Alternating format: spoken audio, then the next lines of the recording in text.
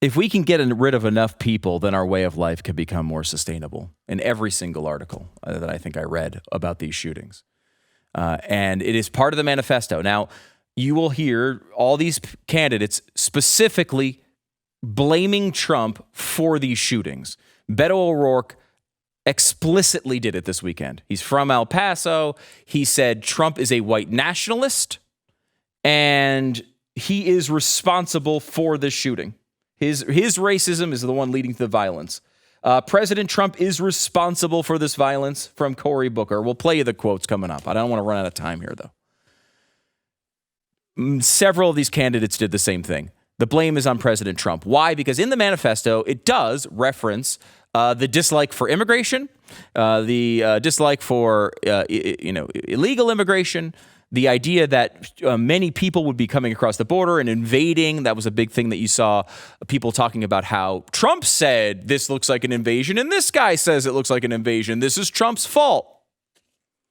So let me give you this paragraph from the manifesto. Again, it ends with this: if we can get rid of enough people, then our way of life can become more sustainable. Obviously, in context, what that means is that white people can have a more sustainable, flourishing life if we get rid of all these Mexicans. Here is the paragraph.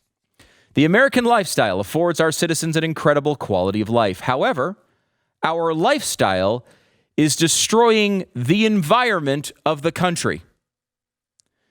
The decimation of the environment is creating a massive burden for future generations. Does this sound like Donald Trump to you?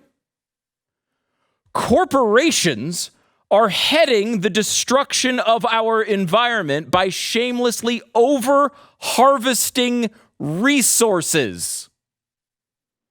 Is this Donald Trump, or is it anything you could have heard from any of the 25 candidates running for the presidency in the Democratic Party?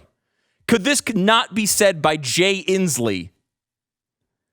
This has been a problem for decades, going back to the manifesto. For example, shamelessly this phenomenon is brilliantly portrayed in the decades-old classic, The Lorax. Watersheds around the country, especially in agricultural areas, are being depleted. Fresh water is being polluted from farming and oil drilling operations. Consumer culture is creating thousands of tons of unnecessary plastic waste and electronic waste, and recycling to help slow this down is almost non-existent. You see, he's very upset that there's not enough recycling going on, just like Donald Trump.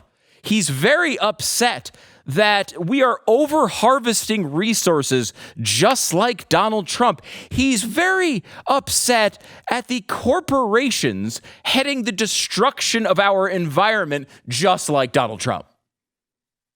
Now, when Mick Mulvaney went on TV this weekend to try to defend the president, he brought up the fact that this maniac, who we will not name, said, well, all my ideas predate Trump. It's not Trump's fault, which is true. He does say that.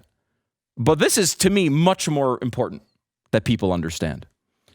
He goes on after the we're not recycling enough commentary to say that urban sprawl creates inefficient cities which unnecessarily destroy millions of acres of land. We even use God knows how many trees worth of paper towels just to wipe water off our hands. Everything I have seen and heard in my short life has led me to believe that the average American isn't willing to change their lifestyle, even if the changes only cause a slight inconvenience.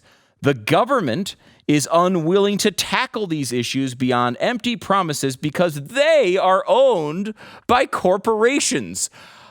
Was that a quote from Elizabeth Warren or the manifesto of the El Paso shooter? Which one was it? Do you know?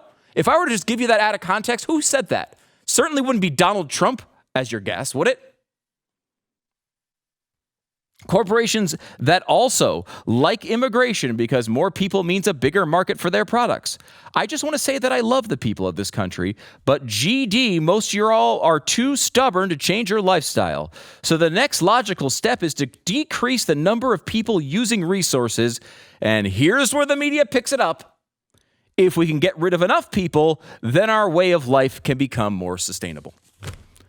Do you believe the media is this horrible? I do this for a living. This is my stupid job, to come on this radio station you're listening to or this podcast that you're listening to and blab about how bad the media does every single day. And it's easy to find examples of it. But it has been an exclusive focus. There's a massive op-ed from the New York Times today that we can go through. There are dozens of articles in the Times. Every candidate that came out on record is saying basically the same thing, that it's Donald Trump's fault. The media is a concert. They're all playing the same note, though. And that note is, it's Donald Trump's fault that the shooting went on. It's his rhetoric that leads to these things. If you want to find a balanced source, they'll say something like, well, look, you can't blame Donald Trump, but he's creating an environment in which this stuff can flourish. Well, what the hell is this? Listen to the candidates on stage. They are telling you that people like Donald Trump and corporations are killing you, killing your children, using things like excess plastic waste, not enough recycling, ruining our water. The environment is under attack by the American consumer, and we must do something to stop it, or our way of life will not be able to be sustained. That is the unquestioned truth from every single Democrat and basically every media source available in America today. Now, it's one thing to completely ignore the part of the manifesto that disagrees with your narrative, because that's what a lot of the media has done here. They just say, you know what? I got to say, look, it's all about Trump. It's all about immigration. That's what he's talking about. We're not going to link to it now because we don't want to give him attention. That's our reasoning. We're not going to link to it. But trust us, here's a bunch of quotes from it that all point to the white supremacy thing. Yet here he is outlining in detail every argument. You could say the same thing about Elizabeth Warren. She's talking about corporate consumerism destroying our nation, victimizing innocent people. Jay Inslee is talking about how the environment is being ruined, and people like Donald Trump and big corporations are victimizing you and destroying our way of life. He's quoting from their campaign platforms. It's one thing to ignore it. It's another step beyond that to use a quote from that paragraph and still not mention the environmentalist part of his manifesto. They're quoting from the same paragraph and acting as if that information does not exist. Beyond horrible. Beyond anything I have ever seen before in the media.